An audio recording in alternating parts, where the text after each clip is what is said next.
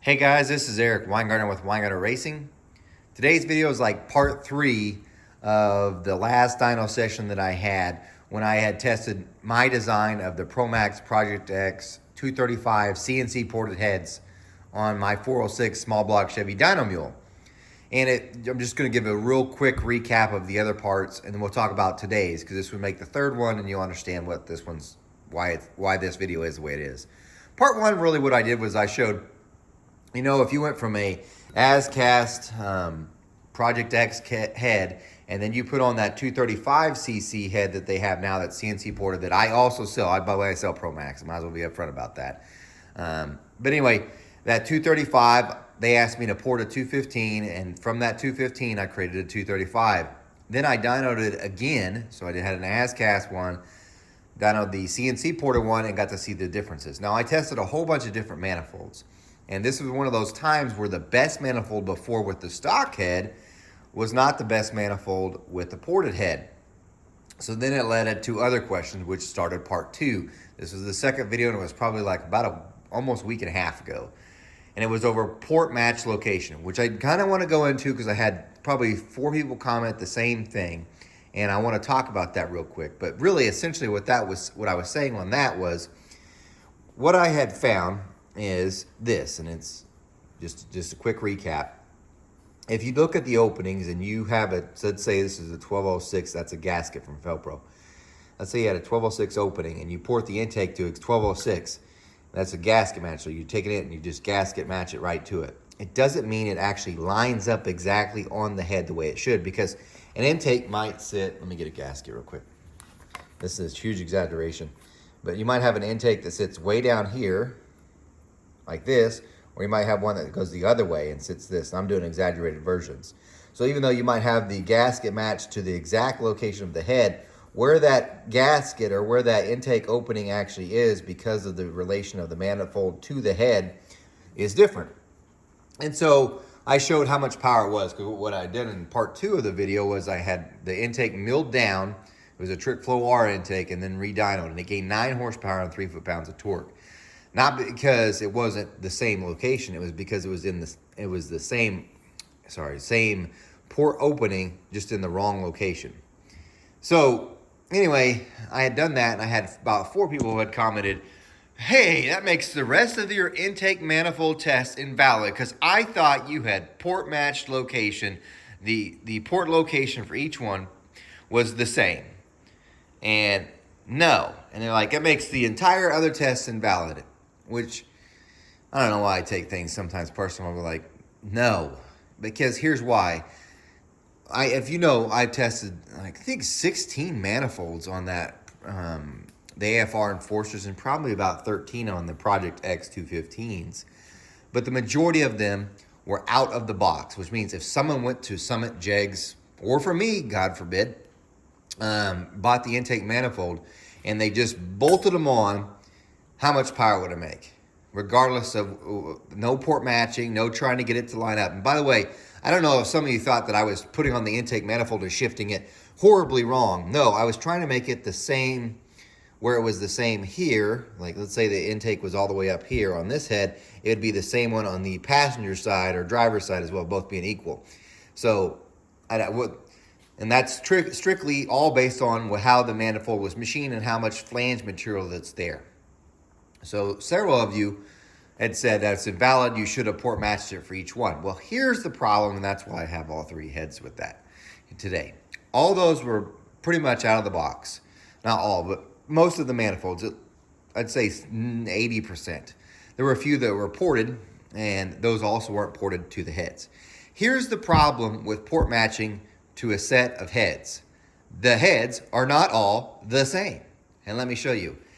Look at the distance between here and here, okay? That's going to be your floor opening. This is a Project X 200, by the way, stock. This is an AFR ported, but it's still got the same floor location. Look at that. Now look at that. Okay. Brodix Dragon Slayer, look at that. See the distance between the deck? So if I was to get a manifold, and let's say I started with this head, And I made every manifold, which I don't know why in the world you would do that with 13 manifolds, make them only work with one head, because then any other head changes you make, you can't use. So that's why it was never done, ever, on those. It was left completely out of the box, because if you switch heads, which the dyno mule was totally designed for me to switch heads, it would make the whole test invalid. But anyway, that's what that was about, that last video, and I probably went a little bit longer on that. Sorry about that. But today's video is about what I learned from pulling off the Project X heads, the stock ones that were on there. And I'm going to warn you, you're going to get a lot of voiceovers on here, because I took pictures, because I was in the process of, putting a thing back together so we can get back to dynoing. So you're going to hear a lot of voiceovers. And I'm going to show you some of the stuff I learned and what is now being done to those stock Project X 215 heads to see if it will make more power than what I had done before on those 235 CNC heads. Just to quite understand for you, those ProMax 235s I'm referring to, like I said before, I had ported it to 215 and I made them really good. It was something I usually do. But after being on the dynoing, seeing some of the stuff, I wanted to make changes. And I'm going to explain why I'm making changes, and really I'm going to find out if it even works. But let me start with the voiceover, because I'm going to show you this picture of the cylinder head.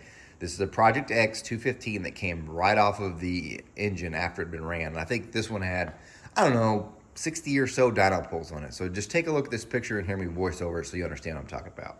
This is exactly how the ProMax Project X 215 head looked when I took it off. As you could tell, there's like a huge section of the bowl where it's clean. There's no carbon, but then you got carbon in the other parts. This is kind of indicating we've got some reversion going on. The real question then becomes, well, where's that reversion coming from? How are we getting it? And there's a couple ways in which you can have reversion anyway. You can have it from having improperly tuned length headers. That's probably a bigger one, which at that point, there's not much really you can do besides switch to a different set of headers. But being that these are the dyno headers, I'm not really going to alter those. I mean, I did switch to one different set of headers, and I do plan to try some other headers, but the length part's probably the harder one to adjust, because especially if you had a chassis car, what are you going to do? You know what I mean? So then the other part that it could be is the camshaft. The camshaft that's in this 406 is just a 260, 270, 685 lift, 108 lobe separation, and it's from Urson, and it's really good cam. The only problem is it just meant to be a generic cam. It wasn't like, let's spec it exactly for this motor, because the motor itself was going to change, obviously. So it probably needs more, I know for sure it needs more intake duration. And there's a little tweaks you could probably make that might fix this. The last thing that could be, and this is where I come into play, being that I'm a cylinder head porter, is it could be something in the actual port design that's causing reversion to happen because things are too big or things are going weird. Which, in my opinion, when I want you to take a look at this, make sure you focus on this last picture, I think it might be related to the vane position on this head. So let me show you, and I'll talk more about that. Now, this head right here is the ProMax Project X 200cc, but the vane location is the same.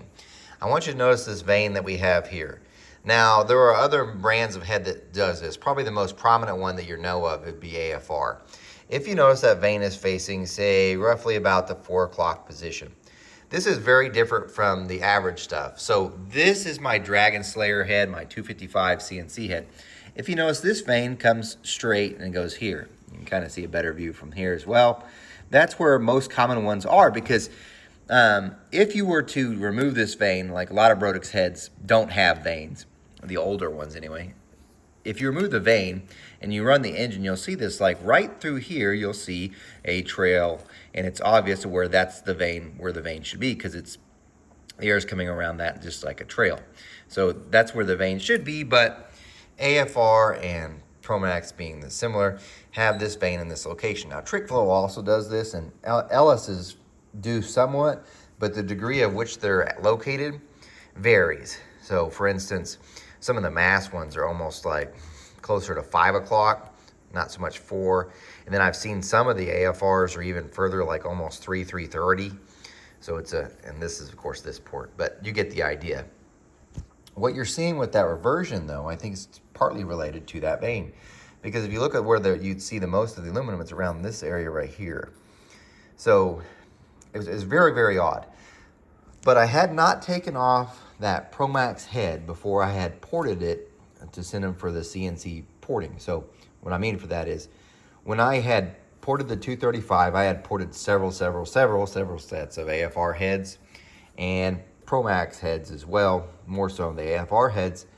And I had left that vane location essentially the same, just a little bit, not so much coming up this way, but I had essentially left it the same. So when the 235 went on the dyno, that vane location was very, very similar to this. I had not taken off the Project X stock one to see what was actually going on there. So after seeing that, it left me with a couple thoughts. And one of the thoughts I had was, man, I don't like that location. I've never really liked the vane being there, but I will say this. So this is a lesson for you guys that don't have flow benches. Having the vane in that location right there, it's almost a flow manipulation, because every time you move the vane to this location, I have seen, it picks up flow on the flow benches. So if I move it from this common location and I move this vane over this way, it will pick up flow, but that doesn't necessarily mean it gains power. So one of the thoughts I had was, if I do this again, I'm changing the vane location. So this is where I moved it. So I'm going to show you in a second. This is not the Promax project. This is an AFR 210 head that I had ported for someone. And I want you to notice the vane location and how it compares to that. And the reason why I mentioned this is, right after I got done doing the dyno session, I had ideas and I thought, I'm going to change to make the head better. So I took the 215 head and I started porting it. And you're about to see pictures of that, and it'll be voiced over obviously as well. But one of the things I was like, I want to see what this will do. So here's a couple of things that I saw and I thought I should probably change. One was, the biggest one is the vane location. I moved it from this to that. So you might say, why didn't you straighten it all the way out like you did here? Well, there's just not enough material behind it, because if I had moved it straight like I wanted, that vane would have only been a really short deal, maybe only like that big. And I prefer if they go a little bit longer like so. So I moved it to this location. That was one of the things I for sure wanted to try, was having it in this position. That's what I wanted to do. So I took one, I ported it just like that, but there were some couple other things I wanted to try as well. On the on the 235 that I'd already done, I had made the bowl big because I usually do it on the AFR type heads and most 23 degree stuff because of this vane and what it does with the area here. Having the bowl bigger kind of slows down the air, because AFR heads back up on the flow bench. So what I mean by that is, it might flow good at 600, maybe if you're lucky 700, 800 it flows worse than it did at 8 or 7, and then it kind of drops off at 9 and might start recovering a little at 1. They all do that, and it's usually a velocity thing over the short side. So the short side got laid back and the bowl gets bigger so it could slow the air to make the turn because of that vane. So one of the things I wanted to change besides just that vane was, I wanted to see what would happen if I made the bowl just a little bit smaller. I'm not talking like a huge amount. I don't want to make it insanely small, but I want to make it smaller. So, and I'm going to show you pictures and all this in a sec, but I made the bowl smaller, changed the vane. That was one of the things. The other thing had to do with the short side itself. So let me move locations so I can kind of show you this, because I want to show you something that happened on the dyno. So here's another voiceover so you can kind of see what I'm talking about.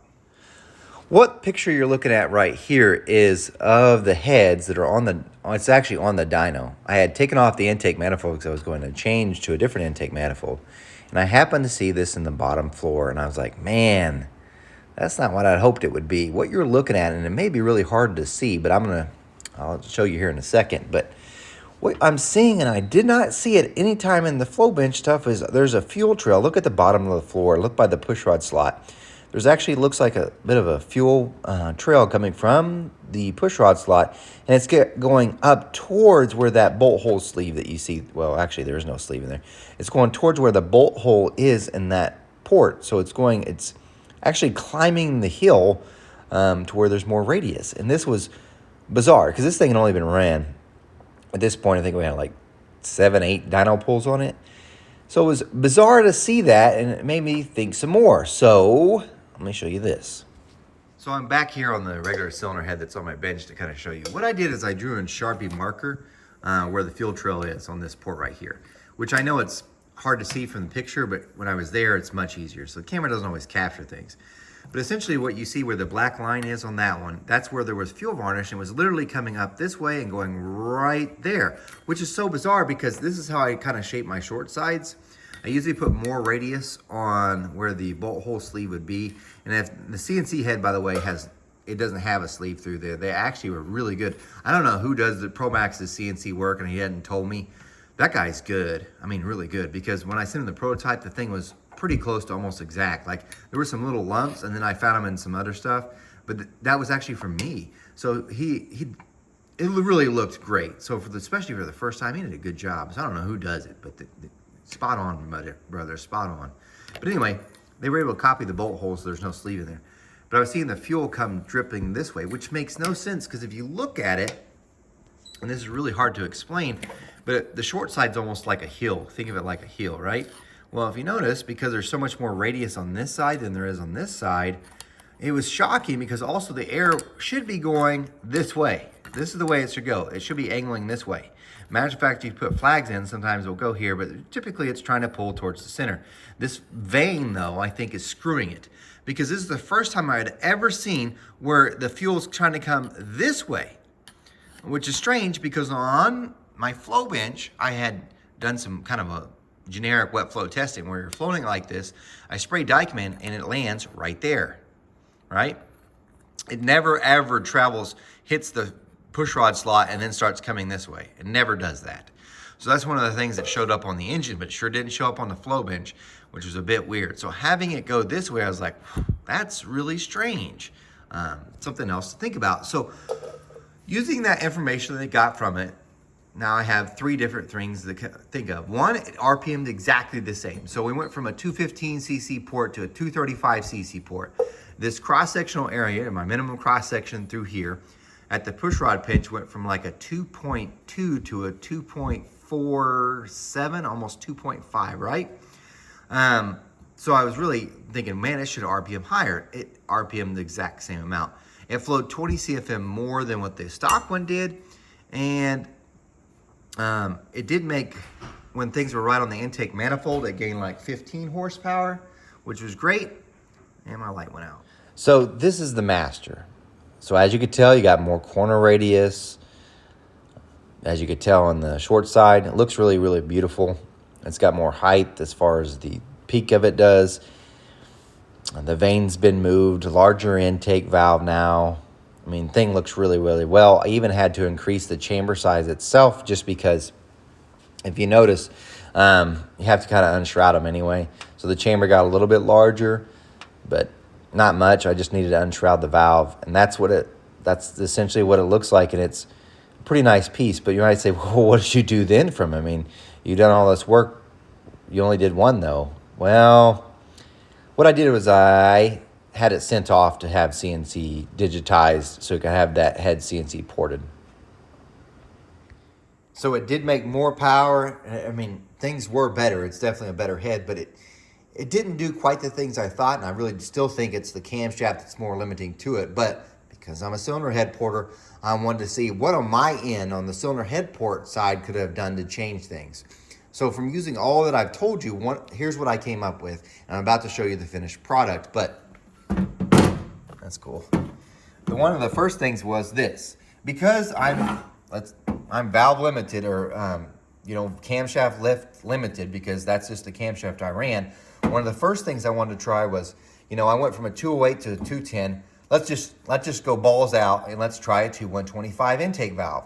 And I know right away you're like, whoa, yeah, because I can only have a 685 lift. I could increase it with rock arm and stuff, but assuming I want to use the exact same cam and everything else the same, the only way to get more area, because I can't give up more lift, is a bigger valve. So I changed to a 125 intake valve. So that's the first thing I did, is cut out to a 125 intake valve. But because this is standard valve spacing, you can't do it without making the exhaust smaller. So I made it smaller. The exhaust would now be a 1.575. So 125, 1.575. Next thing was the vane. I changed it to this location from what it was with the stock one, which is, so it's closer now to 5 o'clock, like I said, maybe 5:30. It's still definitely not that. And the other thing is I shrank down the bowl just because I was curious more about the wet flow stuff, like with the fuel, if that's what was causing it because of that vein having it the other direction. I had to make the bowl bigger to slow the air down. So maybe by having the vein this direction, it won't do funky stuff. I'll shrink down the bowl anyway because I want to see. And then here's the other thing was this, and you'll see it in the picture in a minute. This is gonna lose it. I changed the shape over the apex of the short side, which I'll show you, and I gave it more radius on that side now. So now it's like a big old C curve almost on the floor. And the idea for that was simply, I want to see if I can't get this fuel trail to do something different there. So see, by adding more radius on this far side, what it would do. And then the last thing was this. Because it didn't RPM any higher, I mean, it made this same peak, I mean, more peak power, but at the same RPM, I thought, well, might as well let's see if it's also just not push rod area. And yeah, there's mathematical calculations which I do use, but I still want to see if making this larger would have made a difference. This head's really, really tough to get more area out of because you can go down. So I was trying to maintain a 1206 on these. And the reason why a 1206 gas works was just about any intake manifold. When you go to the bigger stuff like 1207, like what I do with the Dragon Slayers as far as height, not width, but height, I call it the bastard because it's 1207 tall, 1206 wide. But when you make it taller, not all manifolds work with that. It just doesn't. Some of them have to be welded just to make it work. But I wanted to try making it, because I already went down just to get the 2.47.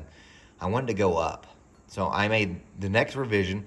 I made it taller at a 1207 tall, same width. Because the push rod slots on this are really, really narrow. And that's because Promax was being more safe with their hole here because they didn't want someone breaking through. So there's more material than there would be with the A4, essentially. So since there's not as much width, you got to make it up in length and or height. So I added more height here. So in other words, 1207 tall now, same distance here, and did all that, and it looks like this. So here's more me talking over video, but here you go.